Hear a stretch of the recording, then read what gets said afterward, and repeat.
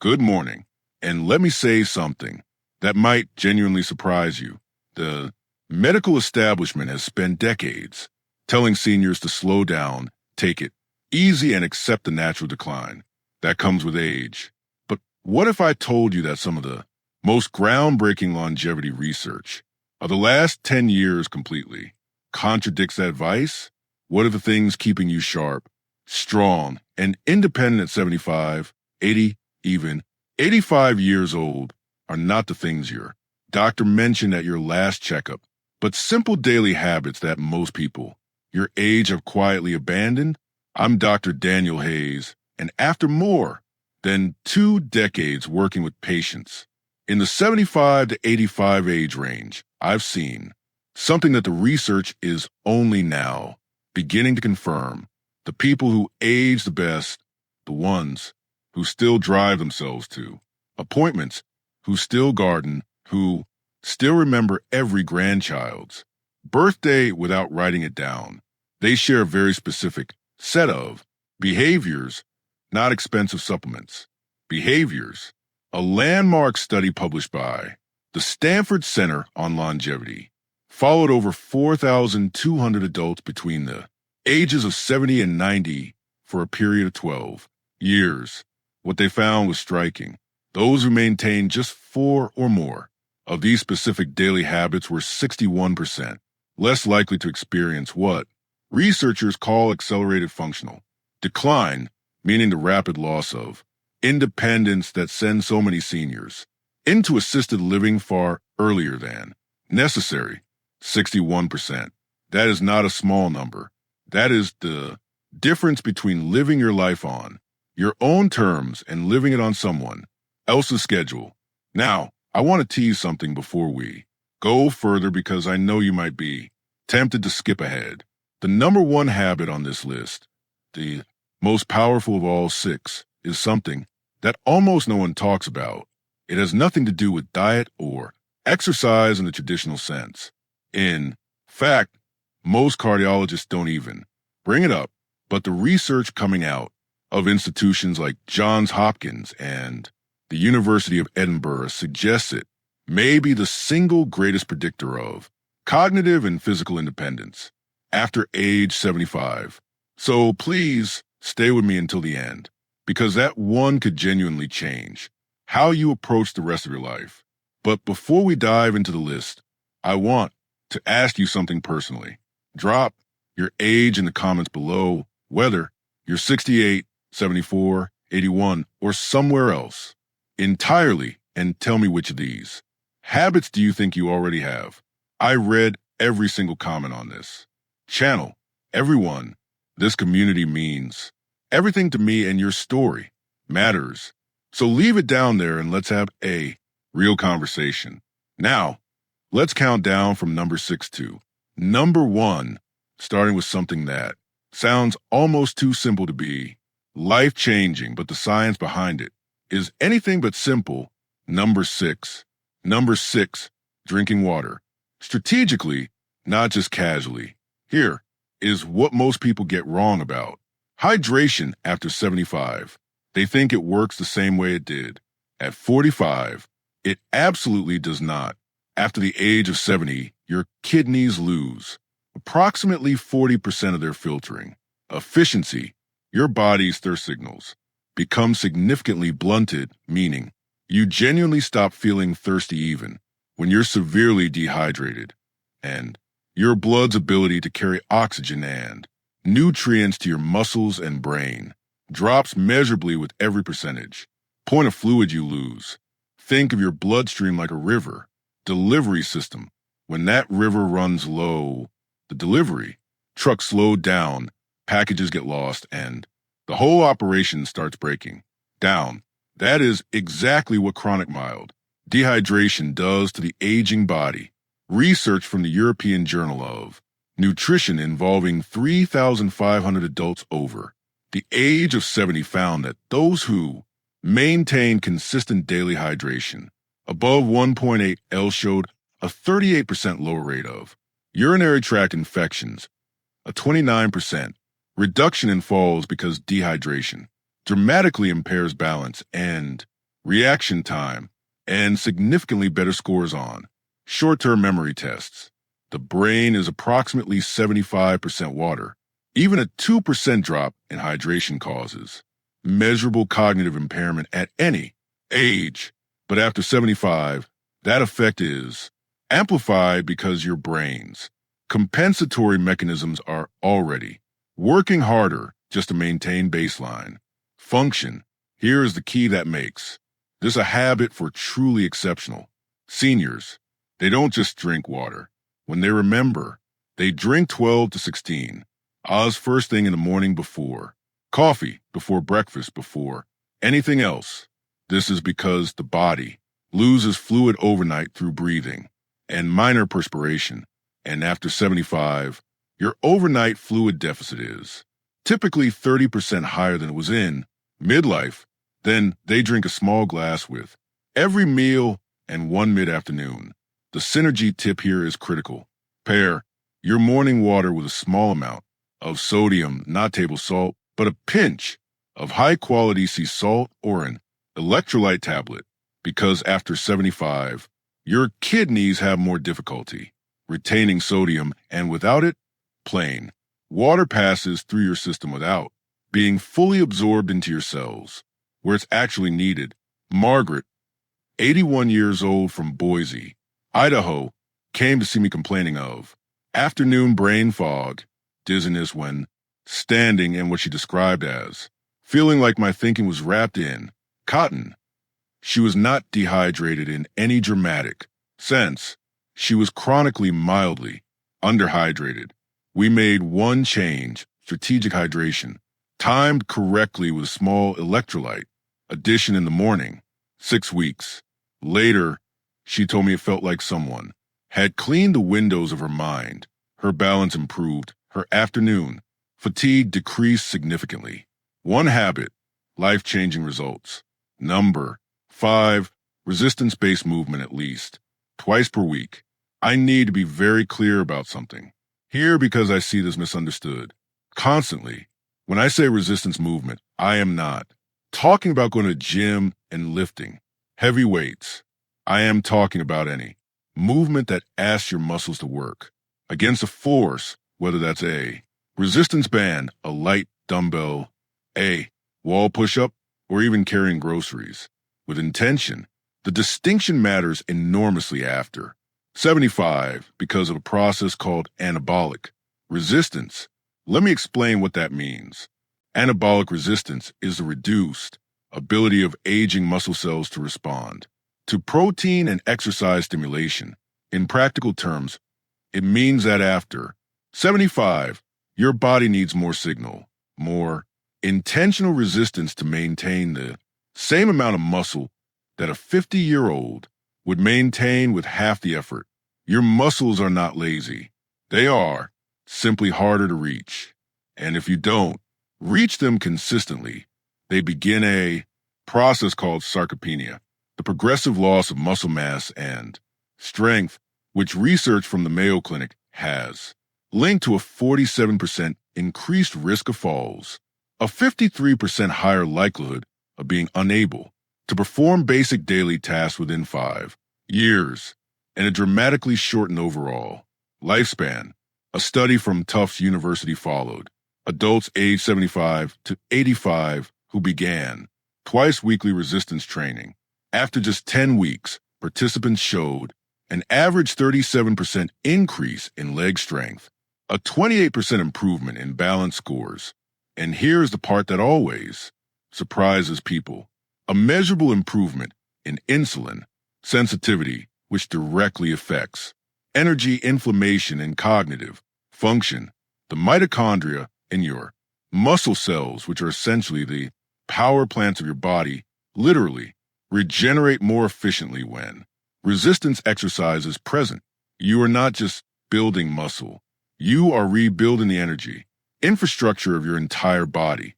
The practical prescription is simple: 2 to 3 sessions per week, 20 to 30 minutes each, focusing on the large muscle groups, legs, hips, back. Resistance bands are ideal for seniors because they provide progressive resistance without joint impact. The synergy tip, perform your resistance. Session within 30 minutes of consuming 25 to 30 g of protein, because after 75, the anabolic window, the period during which your muscles can most efficiently absorb protein for repair, is shorter and less forgiving than in younger adults. Timing is not optional at your age. It is essential. Number four, maintaining a consistent, purposeful sleep schedule. Before I continue, if this video is giving you value, if you're learning something new, wish someone had told you years ago, please take 1 second right now and click that subscribe button. And if you know someone between 70 and 90 who deserves to hear this information, share this video with them. Today, I say this because this channel exists for one reason: to give seniors the science-backed truth that far too many medical appointments never have time to cover. Now, back to sleep, because this one is far more complex than simply going to bed early. After the age of 75, your circadian rhythm, your body's internal 24-hour clock, begins to shift and critically weaken. Your brain produces roughly 70% less melatonin than it did at age 30. Your slow wave sleep, which is the deepest and most physically restorative phase, decreases by up to 80% from what it was in your 30s. This is the phase during which human growth hormone is released, the hormone responsible for cellular repair, immune function, and muscle maintenance. And here's what most people don't realize: poor sleep after 75 is not just about feeling tired. A study from the University of California, Berkeley, found that adults over 70 with disrupted sleep patterns showed a 68% higher accumulation of amyloid plaques in the brain, the same plaques associated with Alzheimer's disease. The seniors who do this exceptionally well do not just sleep more, they sleep consistently. They go to bed within the same 30-minute window every night. They wake at the same time every morning, including weekends. They keep their bedroom cool between 65 and 68 degrees Fahrenheit because body temperature regulation during sleep becomes less efficient after 75, and a cooler environment supports deep sleep your brain desperately needs. They avoid screens for 60 minutes before bed, not because of blue light alone, but because mental stimulation keeps the prefrontal cortex active in ways that delay sleep onset by an average of 47 minutes in adults over 70. According to research from Harvard Medical School, the synergy tip: pair your consistent sleep schedule with 10 minutes of slow, diaphragmatic breathing before bed. This activates the parasympathetic nervous system, your body's rest and repair mode, and research shows it reduces nighttime cortisol levels by up to 22%, making it significantly easier to reach and sustain slow wave sleep in aging adults. Number three, eating protein in a deliberate, distributed pattern. This is where I see the most dangerous misconception among seniors, and it genuinely concerns me as a physician. The idea that you need less protein as you age is not just wrong.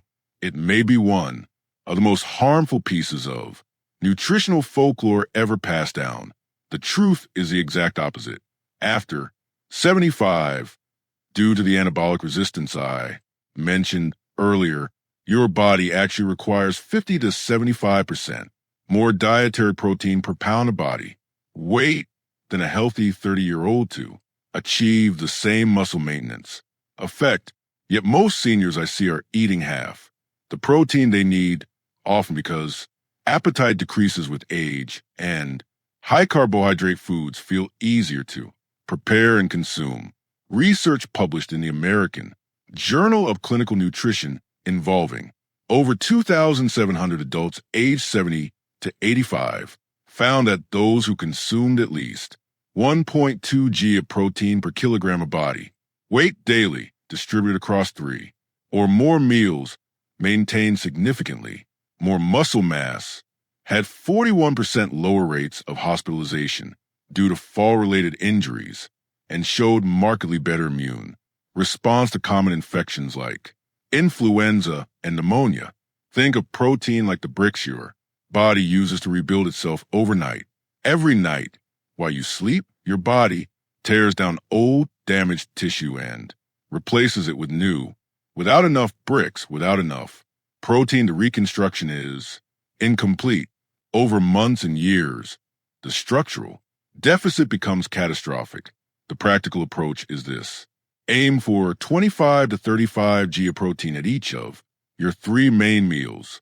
This is approximately 4 to 5 ounces of chicken, fish, eggs, Greek yogurt, or legumes per meal. The reason distribution matters so much after 75 is that aging muscles can only utilize approximately 35 to 40 g of protein per sitting for synthesis.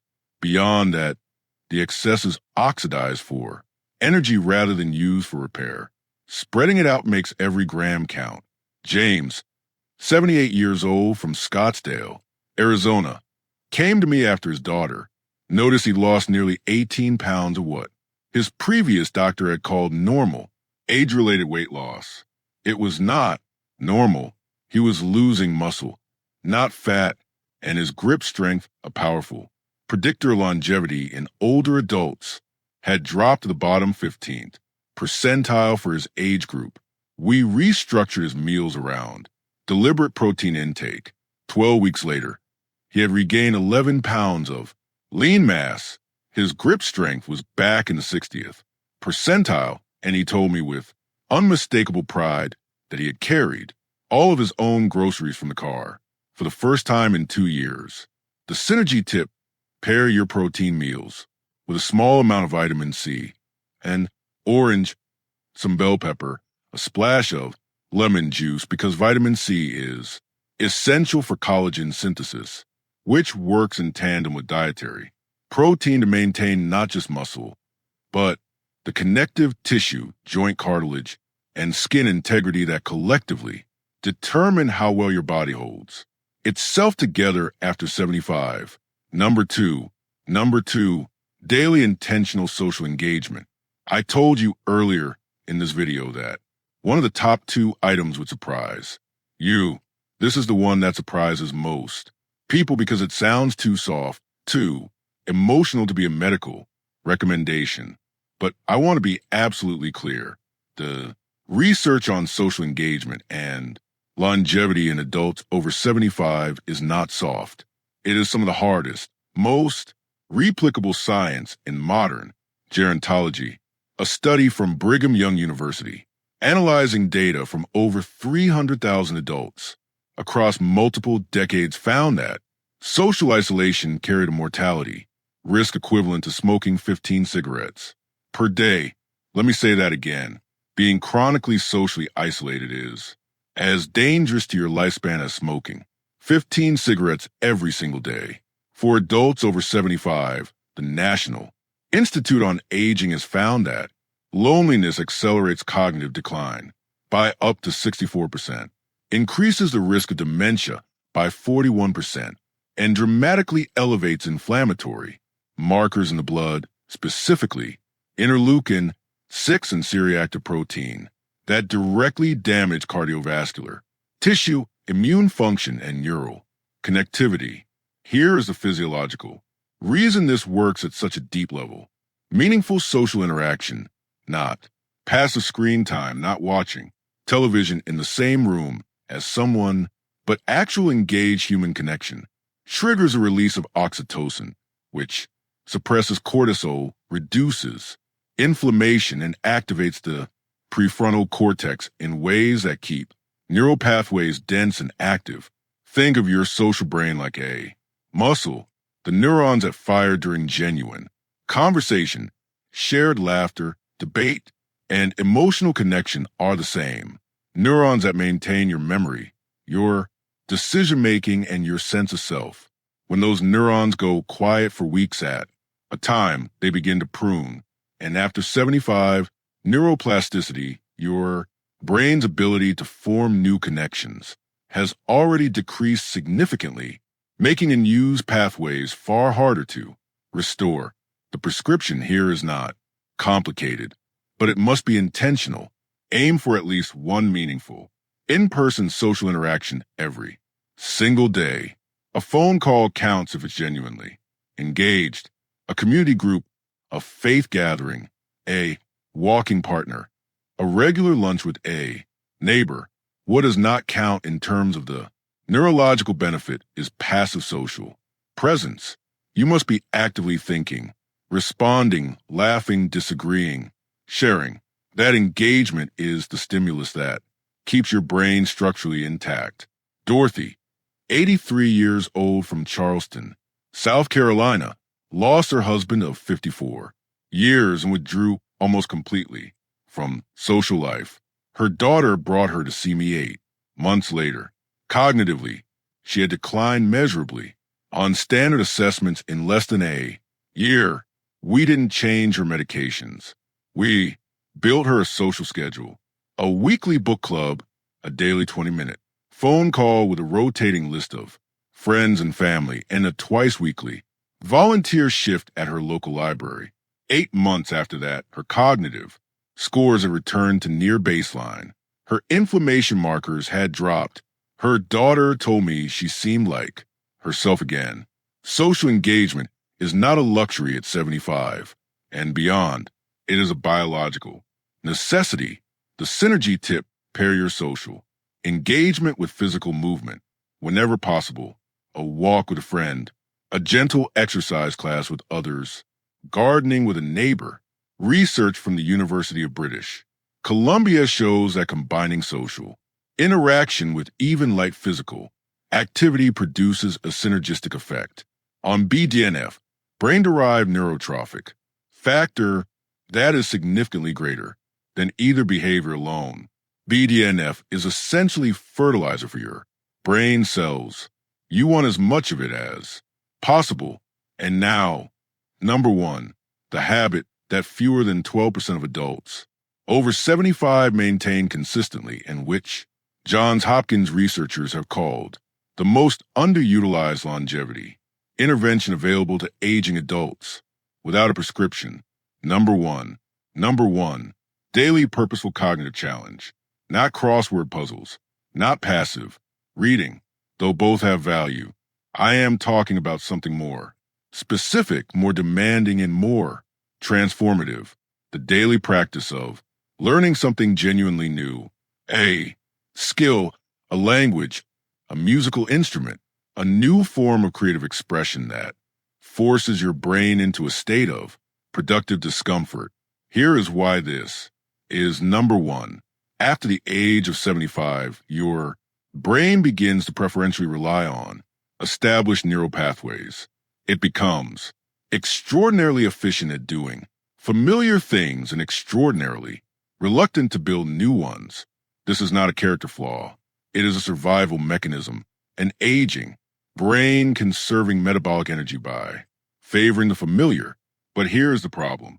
This preference for the familiar is also the mechanism by which cognitive reserve is depleted. Cognitive reserve is the brain's resilience buffer, its ability to compensate for age-related structural changes and still function at a high level. Think of it like the RAM in a computer. The more cognitive reserve you have, the more damage your brain can absorb before you start experiencing symptoms of decline. Research from the University of Edinburgh's Lothian birth cohort study, following over 1,000 adults from their 70s into their late 80s, found that those who engaged in novel, challenging, cognitive activities for at least 30 minutes per day showed a 47% slower rate of brain atrophy on MRI scans, maintained significantly better processing speed and episodic memory, and were 38% less likely to receive a dementia diagnosis over the following decade. A separate study from the Rush Memory and Aging Project found that seniors who described their daily lives as intellectually engaging showed brain function equivalent to adults 10 years younger on standardized neurological assessments. The mechanism is neuroplasticity, your brain's ability to reorganize itself by forming new neural connections. While neuroplasticity does decline with age, it never disappears entirely. The brain retains a capacity for meaningful structural change well into the 80s, but only if it is given sufficient stimulus. Novel learning is that stimulus. Learning a new language activates 5 distinct regions of the brain simultaneously and has been shown in studies from the American Academy of Neurology to delay dementia onset by an average of 4.5 years. Learning a musical instrument engages fine motor control, auditory processing, memory, and emotional regulation in a coordinated way that no other activity replicates. Even learning to cook a new cuisine from scratch, because it requires reading, sequencing, sensory attention, and motor skill, provides meaningful cognitive challenge. The practical approach. Choose one genuinely new skill every 3 to 4 months and spend at least 20 to 30 minutes per day actively learning it. The key word is actively. Watching someone else play guitar on YouTube is not learning guitar. Sitting with an instrument in your hands and struggling through a chord progression is the struggle. That productive discomfort is where the neurological benefit lives. It is the cognitive equivalent of resistance training. The resistance is the point. Robert, 79 years old from Portland, Oregon, retired from a 40-year career as a civil engineer and by his own description spent the first 3 years of retirement doing very little that truly challenged his mind. He came to see me after noticing increasing difficulty recalling names and following complex conversations. His MRI showed age-appropriate changes. Nothing alarming, but his cognitive reserve scores were lower than I would have liked. I gave him one prescription. Pick something he had always wanted to learn and do it every day.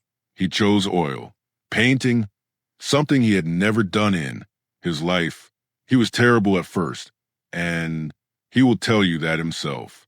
18 months later, he had completed 23 paintings, joined a local art group, which addressed habit number 2 simultaneously, and his follow-up cognitive assessments showed improvement in 3 of 5 measured domains. Improvement, not maintenance. Improvement at 79. The synergy tip, pair your daily cognitive challenge with omega-3 fatty acid intake, specifically DHA, found in fatty fish like salmon, mackerel, and sardines, or in high-quality fish oil. Supplements. DHA is the primary structural fat of brain cell membranes, and research from the Framingham Heart Study shows that adults with higher DHA levels demonstrate significantly better neuroplasticity responses to cognitive training. In other words, DHA helps your brain absorb the benefit of what you're learning. It is the fertilizer beneath the seed. All scientific references for everything discussed in this video are available in the description below. I encourage you to read them, share them with your doctor, and have an informed conversation about what is right for your specific situation. Conclusion. Now, let me close with something I say from the heart, because I have sat across from enough patients in the 75 to 85 age range to know that this period of life is too often treated as a countdown rather than a continuation. It is not. The research I have shared with you today points to something that medicine is only beginning to fully appreciate, that the body and mind at 75, at 80, at 85, retain a remarkable stubborn capacity for resilience, not in spite of age, but in dialogue with it. The 6 habits we discussed today: strategic hydration, resistance, movement, consistent sleep, deliberate, protein intake, daily social connection, and purposeful cognitive challenge, are not about turning back the clock. They are about making the most extraordinary possible use of the time the clock still has. They are about carrying your own groceries, remembering your grandchildren's names, driving to your Own appointments, laughing until your eyes water at dinner with someone who matters to you. That is what independence looks like. That is what quality of life means. And I promise you, I have seen it with my own eyes and patients who were told there was nothing left to optimize. It is never, ever too late to begin. If you're not subscribed to this channel yet, please do that right now. Every week, I bring you research-backed, senior-specific health information that I genuinely believe can add years of quality to your life. Click subscribe and make sure the notification bell is on so you never miss a video. And now I want to hear from you. Leave your age in the comments and tell me which of these 6 habits do you feel strongest in right now and which one do you want to build. I will be reading every response. This community is one of the most engaged and thoughtful I have ever been part of, and that is entirely because of you. I'll see you in the next one. Take good care of yourself because you are worth the effort